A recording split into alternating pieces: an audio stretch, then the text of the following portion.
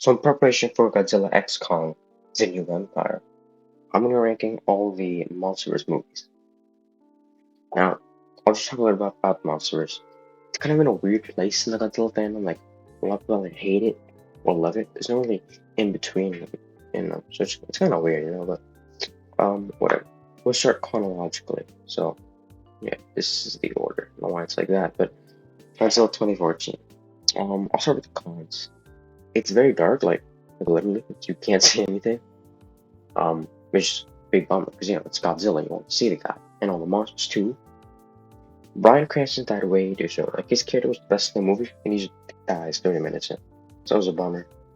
Godzilla barely appears. Like, he appears an hour in, and then just kind of kills the motors and leaves. Doesn't really do anything.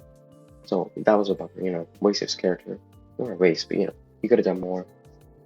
And it's more of a Muto movie than Godzilla, really. Like, the Mu was the star, not Godzilla, which it's a Godzilla movie. But in terms of pros, I like the main character. Brody, his name is. He was pretty cool. Um, Godzilla feels giant and powerful. Like, in some of the other like old show movies, he just feels like a rubber suit in like a playground or something. But this one actually feels like great. Like that scene where he stomps out the airport. That was great. Um, they have great death scenes for the Moodles. Like the Moodles died in like cool ways. Like in the entirety of the monsters die in like really cool ways, which is cool. Great cinematography, great opening scene at the start of the movie with the Moodles. Actually gets you like feeling, for the Bryan Cranston and his wife that just dies. And overall, just actually the characters are pretty decent. They're not horrible. Like, they're fine. They're fine. So overall, I'm gonna put it in B tier. I think it belongs in B tier. You know, Skull Island. So humans are pretty bland. Like they're just like generic action characters, except Sam J, who's pretty cool. He was like, oh, I'm gonna kill Kong, whatever. Yeah, the Hiddleston and Brie Larson characters are just like one's just generic action guy, the other one just a photographer. Like she doesn't do anything all movie, just takes photos. Like I can't remember a single thing she did. Like she just do like a match and that's it. So kind of a waste of her performance. It wasn't very funny, and sometimes there were like weird editing cuts and weird dialogue that just kind of felt weird. Cole's death was played off way too goofy. Like in another movie that would have been a joke, but they played it so seriously when it was so goofy that it just kind of gave you like whiplash or cognitive cognitive dissonance, I think that's what it's called. But in terms of pros, it looks great. All monster movies look great. Kong is great. They actually like characterized him, which is better than Godzilla 2014. The action is great. The scene or the big one gets his gut ripped out, like that was just cool. It was just cool. That starting scene where Kong destroys everyone at the start, like that was actually a good setup of Kong's character and his power. Sanjay's cool. Are cool. Like there was that scene with the bamboo goes to his face or someone's mouth. Like that was shocking to see. Skull Island's atmosphere is great. Like it actually feels very oppressive. It feels like, oh man, I'm gonna just die. Like everything will kill you. Like the rock you're sitting on will kill you, or just the air you breathe will kill you. It sets up tension pretty well. Like you see something moving in the background slightly, and then it just attacks you. Um, it expands lore pretty well on Skull Island and the wood crawlers and the people.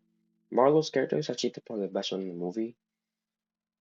It was wholesome to see his family get reunited at the end, and the post-credit scene was great. At the time, I was like, "Oh man, Godzilla vs Kong is gonna happen," and then it did.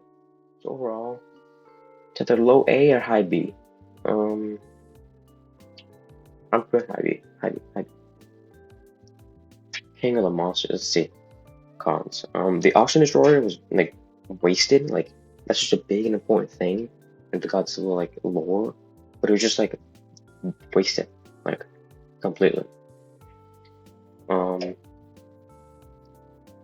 Graham's death needed more emotion. Like she was one of the main side characters, 2014, and she just gets like squished like a bug, and Serizawa doesn't even mourn for her or anything. It's just like dead. Emma Russell's stupid. Like seriously, like that character is like dumb, like conflicting interest, and she dies, so the writers won't have to deal with their consequences for actions. So basically almost committing genocide. And the main villain, Alan Jonah, he's just a nothing burger. He's just an evil bad guy with a gun. That's it. And like he's just okay with genocide. Like he wants to help the planet, but then he realizes like, oh, Kratos gonna destroy it. Oh well, want, and then he just goes with it. In terms of pros, great score, probably the best one in the Monsters to be honest. Great cinematography. I mean, all the cinematography is great. They have like really awesome shots. Great action. The fights are probably the best in the franchise, maybe except for Godzilla X Kong. I mean, V Kong. King Ghidorah is a great villain. Like they set him up really well. He's actually strong. Like he basically beats Godzilla every single time. At the end when he gets a bonus power up. Zero's sacrifice is done well. That actually paid it off, and it was well done with him. Touching Godzilla, whatever, and then dying. Godzilla finally gets to shine a lot more. Like just doing way more in this movie, and it is way more. It does a good job expanding the universe. We got to see Rodan and Mothra, King Ghidorah. Hopefully, we can get some more Showa and Heisei era villains. Millennium is kind of eh. It has a good use of Titans. They introduced their own original Titans, or like that elephant tree one or that spider one. So those were pretty cool. I mean, they're kind of wasted. They didn't do anything, but it was cool to see them, I guess. Rodan the volcano. That was just a great little nod to the original movie. And Rodan's Awakening is an amazing scene altogether. There's a YouTube video by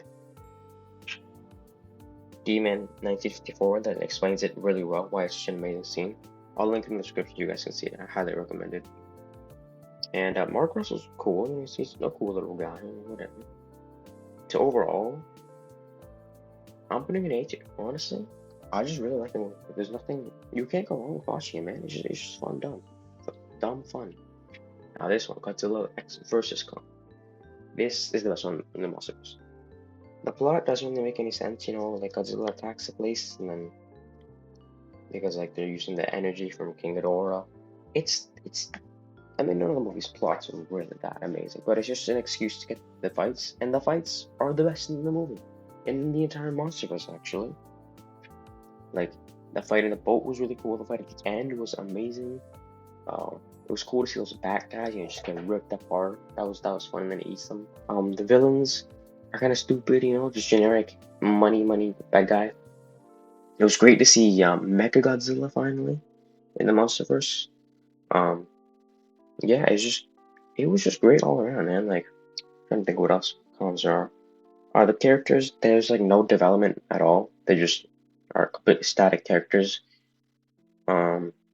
I think they were trying to set up a romance between the main guy and the mother, well, not mother, the pseudo mother, the little girl who can talk to Kong. But I don't really see it there. You gotta do more. It was cool that Kong can like actually talk to someone. I mean, it's kind of stupid that a little girl taught Kong sign language, but it gives him something. I guess someone, Kong's axe. That was pretty cool. It sets up the lore really well. With the whole middle, Hollow Earth and Godzilla's ancestors, Kong's ancestors. There was a war. Like that's all really cool stuff. Hopefully, it's expanded upon in the movie, and that's the point of it. Shark King and Shima, those guys would be cool to see. But yeah, I think it's a dumb movie, but I mean, all these movies are dumb. But it's the best one of the monsters. Like, yeah. So I think it's gonna be an easy S tier, honestly. I think this is my ranking of the monsters movies.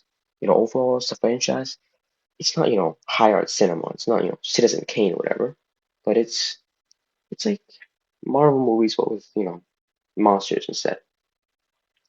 By the way, these are all relative. Like, they aren't actually like an S tier movie. Like. If it was like a real movie, they'd probably all go down a slot. But just Godzilla movies, like monsters movies, this is how they rank relative to each other. So yeah, this is my ranking of the monster movies, guys. Of the Monsterverse movies. See you guys.